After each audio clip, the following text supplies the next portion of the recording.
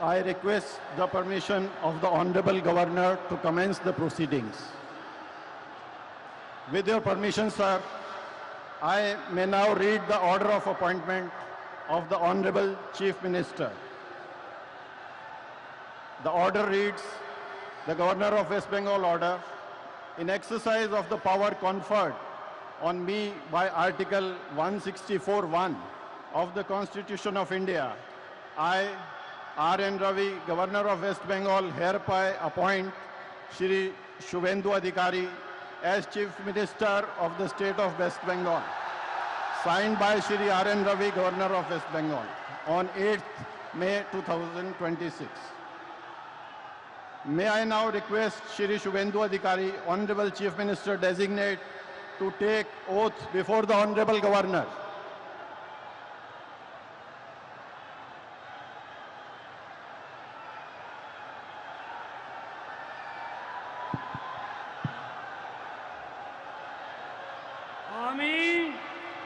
আমি শুভেন্দু অধিকারী ঈশ্বরের নামে শপথ করিতেছি যে বিধি দ্বারা স্থাপিত ভারতের সংবিধানের প্রতি আমি অকৃত্রিম নিষ্ঠা ও আনুগত্য পোষণ করিব। আমি ভারতের সার্বভৌমত্ব ও অখণ্ডতা রক্ষা করিব। পশ্চিমবঙ্গ রাজ্যের মুখ্যমন্ত্রী রূপে আমার কর্তব্যসমূহ নিষ্ঠাপূর্বক এবং বিবেকসম্মতভাবে নির্বাহ করিব এবং ভয় বা পক্ষপাত, প্রীতি বা বিদ্বেষ রহিত হইয়া সকল শ্রেণীর জনগণের প্রতি সংবিধান ও বিধি অনুসারে ন্যায়াচরণ করিব।